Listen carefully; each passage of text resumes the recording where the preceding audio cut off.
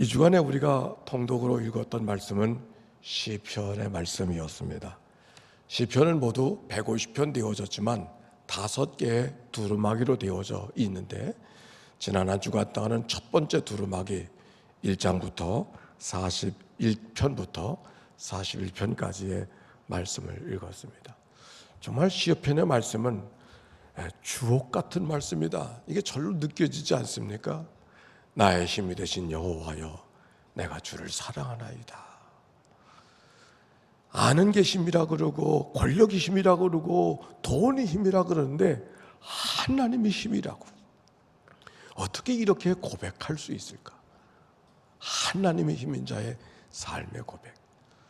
시편 23편, 여호와는 나의 목자 되시니 내게 부족함이 없으리로다.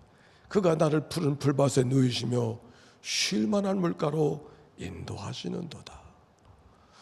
하나님이 우리의 목자 되시기만 하면 부족함이 많이 있지만 다른 부족은 부족이 아니고 하나님이 내게 계신 것만으로 기뻐하고 즐거워. 왜? 그가 나를 푸른 풀밭 쉴 만한 물가로 인도해 주시기 때문에. 이 말씀이 특별히 제게 가까이 다가오는 것은, 이 말씀은 어린아이가 태어났을 때도 여호와가 나의 목자 되시니, 군대를 가는 사람에게도 여호와가 너의 목자가 되실 것이니, 새로 짝지워진 가정을 향해서도 여호와가 당신의 가족이 목자 되실 것이니, 수술대로 들어가는 사람에게도 여호와가 당신의 목자가 되실 것이니, 마지막 호흡을 하는 사람에게도 여호와가 목자가 되시니, 말씀은 동일한데 우리의 삶의 환경이 어떠하다 할지라도 너무 귀한 말씀, 생명의 말씀으로 다가오게 하는 말씀이 시편 23편. 얼마나 귀한 말씀인지 신비를 느낄 정도 옳습니다. 시편에는 여러 종류의 시가 있지만 특별히 크게는 탄식시와 찬양시가 있어요. 탄식 가운데 하나님 앞에 기도하는 시가 있고, 그 안에는 원망과 불평이 가득하죠. 또 어떤 시는 하나님을 향하여 감사하고 찬양하는 것이 가득한 그런 시가 있어요. 지나간 일주일 동안 읽었던 시에는 탄식시가 많아요. 근데 시편을 쭉 읽어가다 보면은 마지막에는 찬양하는 시가 많이 있어요. 그런데 생각해 보면 탄식시가 따로 있고 찬양시가 따로 있는 게 아니에요. 그들이 살아가는 삶은 찬양할 수밖에 없는 삶에서 찬양하는 것이 아니라, 찬양할 거리가 없는 생활 속에서도, 탄식할 수밖에 없는 환경 속에서도 하나님 때문에 마음을 일으켜서 하나님을 찬양하는 자가 되어지고 감사하는 자가 되어진 시가 시편의 말씀입니다. 어찌 보면 탄식시와 찬양시가 별개의 시가 아니라, 탄식으로부터 시작한 우리의 인생이 찬양으로 열매 맺는 자의 삶을 살아가는 삶의 여정을 시편이 우리에게 말씀해 주고 있다. 탄식으로부터 찬양으로 옮겨가는 이 삶의 여정, 그게 바로 성경을 읽어가는 여정이 아니라 우리가 살아가는 삶의 여정이 아닙니까? 오늘 여러분의 삶은 어떻습니까? 기뻐하고 즐거워하고 노래할 수밖에 없는 그런 인생을 살아가고 있나요? 오히려 우리의 삶은 안타깝고 답답하고 한숨이 절로 터져나오고, 어찌 이런 일이 내게 있을 수 있나, 그런 생각이 가득한 그런 삶을 살아갈 때가 너무 많이 있지 아니하는가요? 탄식시 가운데 대표적인 게 시편 22편의 시편이 있습니다. 내 하나님이여, 내 하나님이여, 어찌 나를 버리셨나이까? 어찌 나를 멀리하여 돕지 아니하시오며 내 신음소리로 듣지 아니하시나이까? 이 시편이 유명한 것은 예수님께서 십자가상에서 달려 돌아가실 때 이 시편을 고백한 거거든요. 하나님 아버지여, 아버지여, 나를 어찌 나를 버리시나이까? 얼마나 삶에 통증이 많았으면 버려진 인생을 고백하고 있었습니까? 찬양하는 시들이 시편 쭉 나가면 마지막 가운데 기록이 되어져 있는, 여호와여, 내 영혼아 여호와를 송축할지어다, 내 속에 있는 모든 것들아 그의 이름을 송축할지어다, 하나님을 찬양하는 시가 기록이 되어져 있는 것을 봅니다. 탄식으로 시작해서 찬양으로 옮겨지는 시편처럼 오늘 우리의 살아가는 삶이 늘 탄식할 만한 환경 속에서도 찬양으로 바뀌어지는 은혜의 삶의 여정, 그것이 무엇인가? 영적인 여정이고 그런 관계로 영성이 형성되어진다, 이렇게 말할 수 있는 것이죠. 오늘의 예배뿐만 아니라 시편을 읽어가는 삶의 여정이 우리의 삶의, 시편의 여정이 우리의 삶의 여정이 되어져서 하나님을 찬송하고 기뻐하며 감사하며 그런 삶이 모두 가운데 있게 되시기를 바랍니다. 자, 오늘 여러분과 함께 나누고 싶은 시는 시편 1편의 말씀이에요. 우리 한번 해볼까요? 시편 1편 시작. 복 있는 사람은 악인의 꾀를 따르지 아니하며 죄인의 길에 서지 아니하며 오만한 자의 자리에 앉지 아니하고 오직 여호와의 율법을 즐거워하여 그의 율법을 주야로 묵상하는 자리라. 묵상하노다. 여기 복 있는 사람, 아슈레 하이시, 아슈레라고 하는 말, 인간의 행복 또는 복 있는 사람, 이런 뜻으로 번역되어져 있는 말씀. 결국 이 말씀은 무엇을 우리에게 이야기하는가? 행복한 사람이 어떻게 살아가는 건가? 행복한 인생은 어떤 인생인가를 오늘 성경이 이야기해 주고 있어요. 그 삶이 어떤 삶이라고 이야기합니까? 행복한 사람, 오직 여호와의 율법을 즐거워하며 그 율법을 주야로 묵상하는 것. 한번 해봅시다. 시작. 오직 여호와의 율법을 즐거워하여 그의 율법을 주야로 묵상하는도다. 복 있는 사람이 누구라고요? 오직 여호와의 율법을 즐거워하여 그의 율법을 주야로 묵상하는도다. 그랬어요. 이 말씀을 공동번역에 보니까 이렇게 말하고 있어요. 야훼께서 주신 법을 낙으로 삼아 밤낮으로 그 법을 되새기는 사람이다. 하나님의 말씀을 되새기는 사람, 그게 묵상하는 자의 모습. 우리 교회에 이런 분이 누구실까요? 성경을 제일 많이 읽는 분이 누굴까? 우리가 연말마다 성경을 많이 읽는 분들 상을 드리는데 누가 상을 받으셨죠? 우리 오효순 장로님 상을 받으셨죠. 심유석 권사님 상을 받으셨어요. 주야로 묵상하는 자가 그와 같은 삶의 모습일 것입니다. 또 한편 요즘에 우리가 필사를 열심히 하는데 필사를 하는 분들도 이런 분일 것이다, 그런 생각이 들어요. 필사를 하보면 더 하고 싶은 마음이 견딜 수 없어서 필사가 잘 됩니까? 하다 보면 또 틀리고 또 틀리고, 그래서 또 어떻게 한 달 만들어서 갖고 제출을 하면 우리 필사를 확인하는 팀에서 보고서 보니까 단어 하나를 빼놨어요. 이걸 다시 써야 되는데, 그래서 또 다시 써달라고 이야기하면 이것을 화를 되지 않으실까, 그런 마음으로 그걸 되돌려 드리니 그분이 어떻게 반응하는지 압니까? 아멘, 감사합니다. 그리고 다시 써오는 거예요. 근데 또 확인을 하다 보니까 오타가 또 하나 있어. 이걸 어떻게 해야 되나? 그래도 또 어떻게 해요? 다시 돌려드렸어요. 어떻게 반응합니까? 예, 감사합니다. 필사의 영성. 하나님의 말씀을 주야로 묵상하는 자가 그와 같은 삶의 모습일 것입니다. 그런데 이 주야로 묵상한다고 하는 것이 무슨 말씀인가? 성경을 많이 읽는 사람, 성경을 많이 읽을 뿐만 아니라 많은 시간 성경을 가까이 하는 사람, 이런 사람을 말하는 것이 아니라, 성경 읽는데 시간을 많이 소비하는 그런 사람을 말하는 것이 아니라, 이 묵상이라는 말은 소가 여물을 먹을 때 되새김질하는 그와 같은 단어를 씁니다. 되새기는 사람, 즉 하나님의 말씀을 내 안에 간직하고 그 말씀을 그렇게 되새기며 살아가는 사람, 다른 말로 말하면 하나님을 사랑하는 자들이, 하나님을 가까이 하는 자, 하나님이 우리에게 무엇을 말씀하시는가 귀를 열고 하나님을 가까이 하고 하나님의 뜻을 구하는 자, 그가 바로 주야로 말씀을 묵상하는 자의 모습인 것이죠. 오늘 여러분의 삶은 어떻습니까? 내가 신방할 때마다 조금 마음에 좀 이렇게 아쉽고 안타까워. 가정에서 예배를 드리려고 예배를 하는데 찬송가 성경이 없어. 그 어디든지 갔더니 자동차 뒤에 있대. 그러니까 그분은 찬송가 성경을 교회 올 때만 보는 거야. 차 뒤에 있대. 집에 성경이 없어.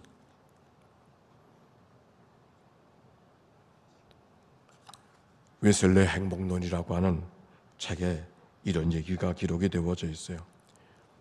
웨슬레 목사님이 행복에 대한 글을 우리 김진두 목사님이 써서 책을 한 권을 보내줘서 제목이 웨슬레 행복론이더라고요. 그 책을 읽었는데 거기 이런 말이 있었습니다. 행복은 하나뿐이다. 그것은 창조주 하나님과 연합하는 것이다. 인간이 추구할 한 가지 목표는 시간 속에서나 영원에서나 창조주 하나님을 영화롭게 하고 즐거워하는 것이다. 이 세상은 어느 한 사람에게 온전한 행복을 주지 못했으며 앞으로도 그럴 것이다. 그러나 하나님은 온전한 행복을 주실 수 있다. 그러기에 돈을 사랑하거나 목적으로 삼지 말고 하나님을 목적으로 삼아 힘을 다해서 그를 사랑하라. 하나님 안에서 진정한 행복을 찾아라. 우리 한번 다 같이 해봅시다. 시작. 저를 따라서 하나님 안에서 진정한 행복을 찾아라. 행복이 어디 있다고요? 하나님 안에 있다. 그래서 하나님 안에 있기 때문에 하나님을 사랑하고 하나님을 가까이 하는 것이 복인 줄로 믿고 어떻게 하든지 하나님의 말씀 앞에서 하나님과 말씀과 더불어 살아가려고 하는 삶은 행복할 수밖에 없는 삶을 살아갈 수 있음을 오늘 성경이 말해주고 있는 거예요. 그래서 그 삶을 어떻게 표현하고 있는가? 여기 3절에 보니까 그는 시냇가에 심은 나무가 철을 따라 열매를 맺으며 그 잎사이가 마르지 아니함 같으니 그의 행사가 다 형통하리로다. 시냇가에 심겨진 나무. 제가 미국에서 살던 애리조나라고 하는 곳에 있는데 저는 이 말씀을 대할 때마다 그곳에 거할 때가 기억이 납니다. 이렇게 여름이 되면 거기 너무 뜨거워요. 그래서 피서를 가는데 그 광야 가운데 민거스 마운틴이라고 하는 높은 산 정상에 분화구가 있는 그런 곳이 있습니다. 그곳에 올라가면 그게 감독의 캠프장이라 그곳에 쉽게 갈 수 있는데 일주일 동안을 거기서 지나게 돼요. 아주 시원합니다. 밤에는 아침에는 사슴이 이렇게 나오고 그리고 그 한 절벽에 서게 벼랑에 서게 되어지면 저 밑으로 광야가 보이는 게 지평선까지 광야가 보이는데 그 떼볕에 아주 떼약볕이 그대로 느껴지는 그 광야를 보는데 그 광야 가운데 파란 줄이 있는 거야. 여기저기 줄이 하나 보여요. 근데 그 줄이 어디 있는가? 바로 시냇가에 심겨진 나무들이, 시냇가에만 나무들이 살아있기 때문에 시냇가를 따라서 나무가 보이는데 그것이 멀리서 보니까 띠가 띄워져 있는 것처럼 보여집니다. 제 머릿속은 이 시편이 늘 그렇게 여겨져요. 이스라엘이라는 나라 가나안 땅은 여름 건기와 겨울 우기가 아주 판약에 달라서 겨울에 비가 많이 오고 어디나 푸르름을 간직하지만 봄을 지나고 여름을 지나고 가을 할 때까지는 비가 한 방울도 오지 않는 거예요. 온 세상이 노랗게 변해요. 그런데 그 노랗게 변하는 세상 속에서도 어디에서만 시냇가에 심겨진 나무만 푸르름을 잊어버리지 않는 거예요. 그런데 왜 성경 속에 시절을 쫓아 열매를 맺는다고 할 때는 어떤 말씀이 내게 그려지는가? 시절을 쫓아 열매가 커진 열매가 맺혀지는 것만 아니라 여러분 농사짓는 분은 잘 알아요. 장마 때 과일 열매 따면 맛없는 거 잘 알잖아요. 가뭄 때 과일 열매를 따면 맛있잖아요. 건기 속에 맺어진 열매는 열매만이 아니라 열매가 얼마나 단지 몰라요. 아리조나 같은 경우는 선키스트의 오렌지 얼마나 맛있니. 거기도 대추 야자 나무가 있는데 대추 야자 나무에 대추가 크게 열리 거기서 뿔이 줄줄줄줄 떨어져. 가나안 땅에 그 모습이 그려져. 시절을 쫓아 열매를 맺는 것은 그저 열매가 맺혔고 이건 이것이 아니라 모든 사람을 만족케 하는 열매들이 그 열매마다 과일나무마다 맺혀진 그 모습, 사람들을 풍성하게 하고 부욕케 하는 그 은혜가 시냇가에 심겨진 나무가 시절을 쫓아 열매를 맺는 그 은혜 속에 있음을 말해주고 있는 거예요. 그래서 성경은 말하기를 그의 행사가 다 형통하리로다.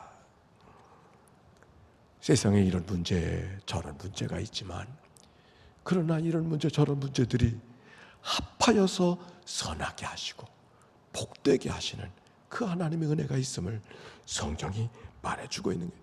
형통하다고 하는 것은 아무 일들이 없는 삶이 아니라 이런 일 저런 일이 있지만 모든 것이 합력하여 선하게 하시는 그런 일들. 오늘 여러분에게 그런 믿음이 있나요?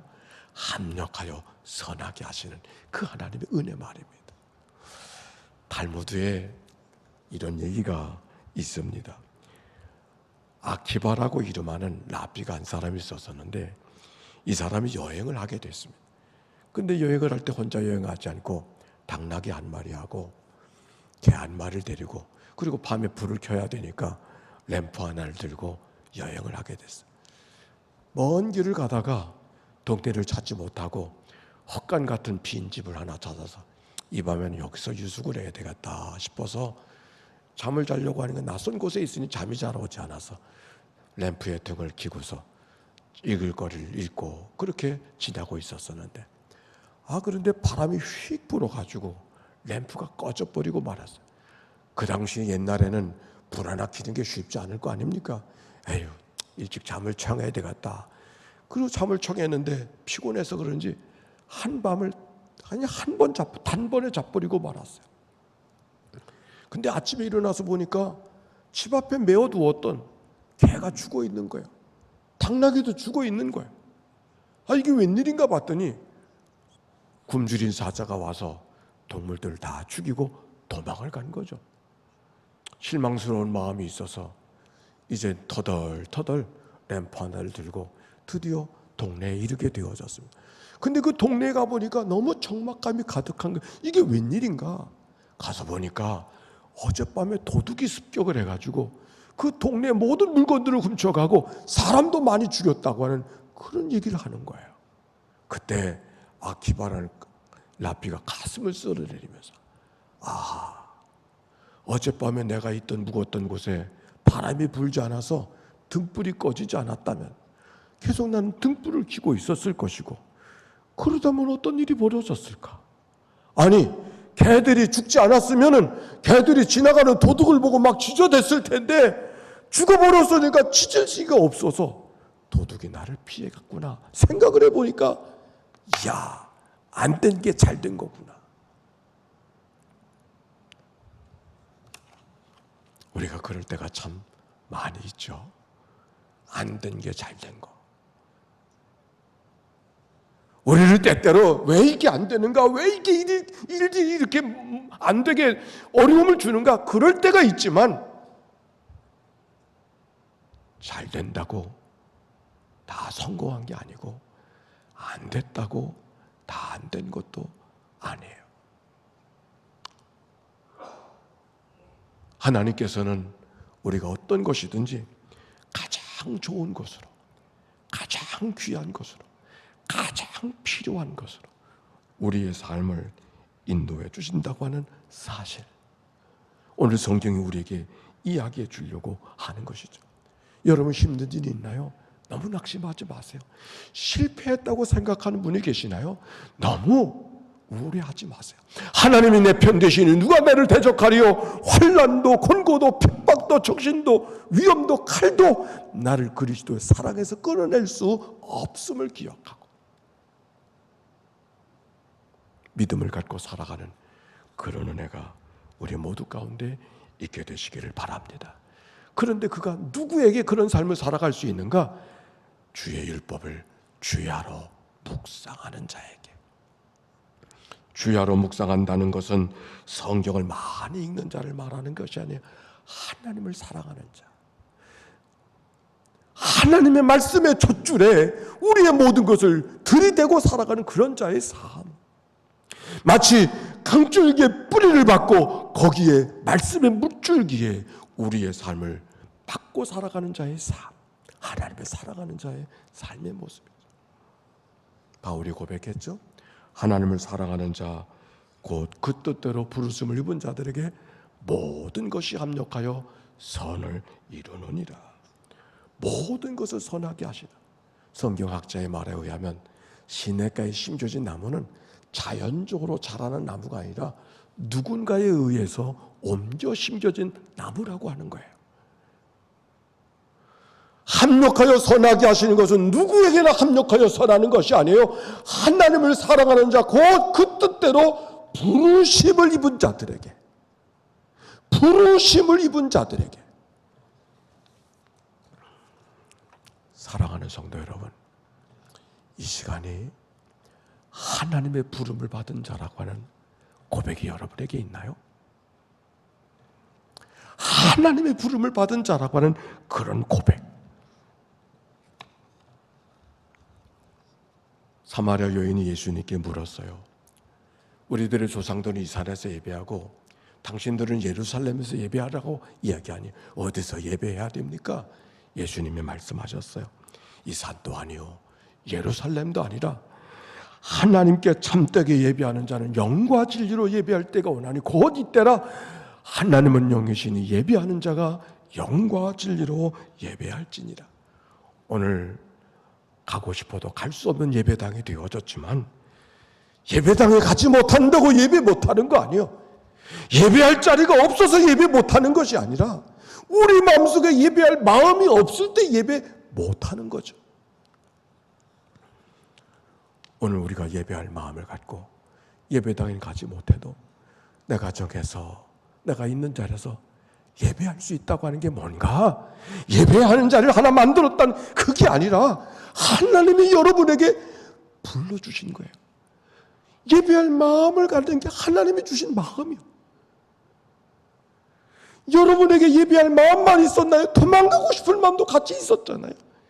그런데 하나님이 여러분을 불러주셔서 예배할 마음을 갖게 해주신 거예요. 바로 예배할 마음을 갖고 그렇게 하나님의 부름을 받은 자들에게 모든 것이 합력하여 선하게 하시는 시냇가에 심겨진 나무 같은 삶을 살아가는 은혜가 있음을 오늘 성경이 이야기하는 것이죠. 그가 누구니까 행복한 사람. 성경은 이렇게 이어집니다. 그러나 악인들은 그렇지 아니하며 오직 바람에 나는 겨와 같도다. 그러므로 악인들은 심판을 견디지 못하며 죄인들은 의인의 회중에 들지 못하리로다. 무릇 의인의 길은 여호와께서 인정하시나 악인의 길은 망하리로다. 지금은 있는 것 같고 지금은 대단한 것 같아도 하나님 앞에 서게 될 때 심판은 망한 인생이 될 거라고 하는 말. 무엇과 같은가?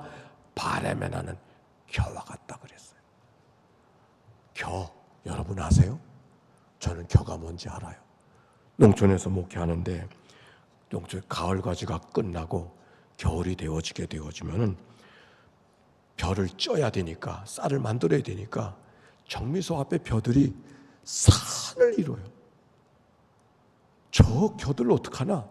근데 걱정할 게 없더라고요. 한겨울에 삭풍이 불어오니까 동산처럼 쌓여졌던 그 겨들이 언제 넣어 있었는가 한밤에 다 날아가 버리고 말더라고요. 누가? 악인들이 그래요. 김춘수라고 하는 시인의 꽃이라는 시가 있습니다. 내가 그 이름을 불러주기 전에는 그는 다만 하나의 몸짓에 지나지 않았다. 그런데 내가 그의 이름을 불러주었을 때 그는 나에게로 와서 꽃이 되었다. 시를 이야기하려고 하는 것이 아니에요. 세상에 많은 꽃들이 있지만 많은 꽃들이 다 꽃이 되는 게 아니에요. 꽃이라 불러주는 것만 꽃으로 다가오는 것이죠. 믿음이라는 게 그거 아닙니까?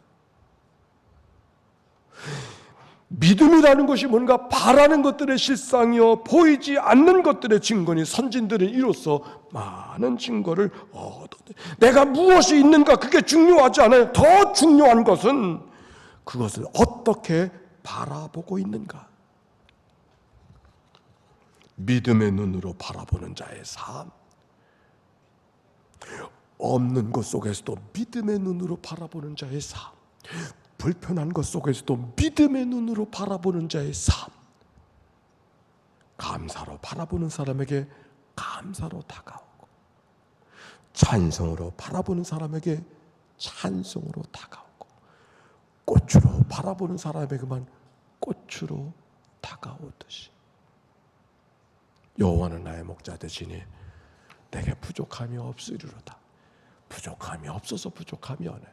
오히려 시인은 어디에도 뜯어먹을 풀이 보이지 않고 어디에도 마실 물이 보이지 않지만 하나님이 내 목자 되심을 기억했을 때 어느 것도 부족함이 없는 삶을 살아갈 수 있음을, 행복한 자의 삶을 말씀해 주고 있는 것이죠. 세상이 어떠하다 할지라도 하나님 때문에 기뻐하고 하나님 때문에 찬송하고 하나님 때문에 노래하는 행복한 자의 삶을 시편과 더불어 오늘 이 믿음의 한 주간 동안 그런 은혜의 삶이 모두에게 있게 되시기를 주의 이름으로 축원합니다. 아멘. 아멘.